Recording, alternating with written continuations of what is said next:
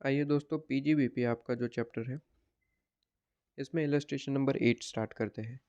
Illustration number 8 कहता है कि मिस्टर अर्नव करके कोई प्रोपराइटर है जिनके पास दो यूनिट है। यूनिट वन जो कि कहता है कि कैरिड करता है स्पेसिफाइड बिजनेस से, मतलब कि यूनिट ए जो है वो स्पेसिफाइड बिजनेस है। यूनिट बी की बात करें तो ये नॉन स्पेसिफाइड बिजनेस है, मतलब कि नॉर्मल बिजनेस है। ठीक है। अब स्पेसिफाइड बिजनेस होता है तो याद रखना होता है कि आपको कैपिटल एक्सपेंडिचर पे 100% डिडक्शन मिलता है, सिवाय लैंड। लैंड पे आपको कोई डिडक्शन नहीं मिलता, ना ही डेप्रिसिएशन मिलता है। ठीक है। तो लैंड को तो इग्नोर करना है, बाकी सारा कैपिटल एक्सपेंडिचर होगा तो 100% डिडक्शन मिल जाएगा। वहीं पे अगर नॉर्मल बिजनेस की बात करें जो यूनिट बी है, नॉर्मल बिजनेस पे आपको नॉर्मल डेप्रिसिएशन वगैरह क्लेम करने को मिलता है। 100% तो नहीं मिलेगा, 100% केवल और केवल स्पेसिफाइड बिजनेस के केस में मिलता है। यहीं पे अगर कहा जाए तो unit A commence operation 1 April 2022 and it claim deduction 100 lakh rupees. 100 lakh rupees का डिडक्शन भी उन्होंने ले लिया है, जो कि 100% ही मिलता है, इसलिए कोई दिक्कत वाली बात नहीं। इनकर करता है परचेज ऑफ टू बिल्डिंग, जिसमें ये 100 लाख में क्या क्या चीज़ें थी, तो दो बिल्डिंग थी 50-50 लाख की। ठीक है। जो उन्होंने 100% डिडक्शन ले लिया होगा, क्योंकि यूनिट ए जो है वो स्पेसिफाइड बिजनेस था। तो जितना भी खर्चा करेंगे पूरे का पूरा अलो हो जाएगा।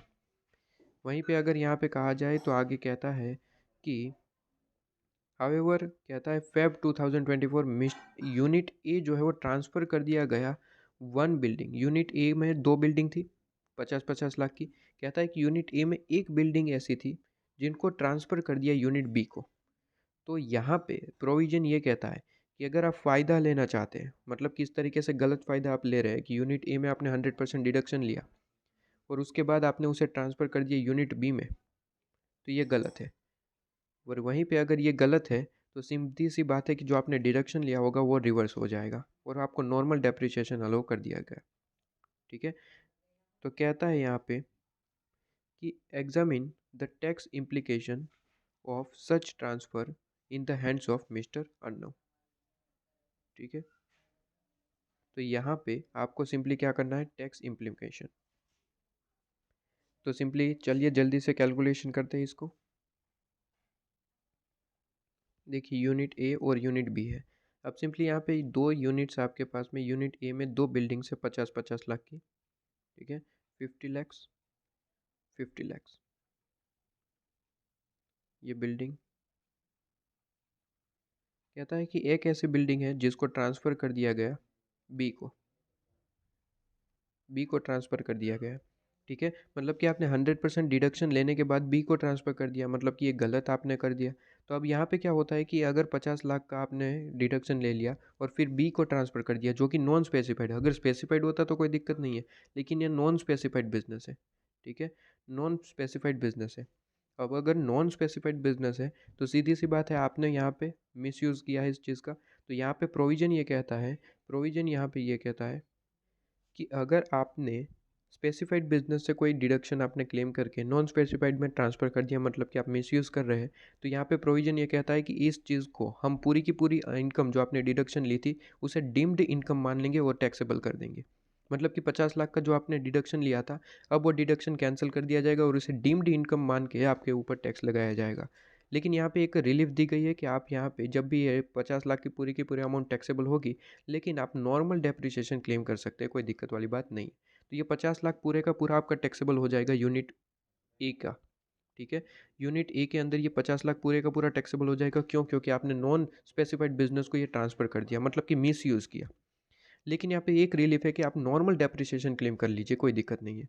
हालांकि ये बिल्डिंग है तो बिल्डिंग पे आपको नॉर्मल 10% आपको डेप्रिसिएशन क्लेम करना होता है। तो 10% मतलब कि 50 लाख का 10% मतलब कि 5 लाख आप क्लेम करेंगे और आपके पास में क्या होगा सर, 45 लाख। ये पूरे का पूरा टैक्सेबल हो जाएगा, पूरे का पूरा टैक्सेबल हो जाएगा। क्यों? क्योंकि आपने मिस यूज़ करा था।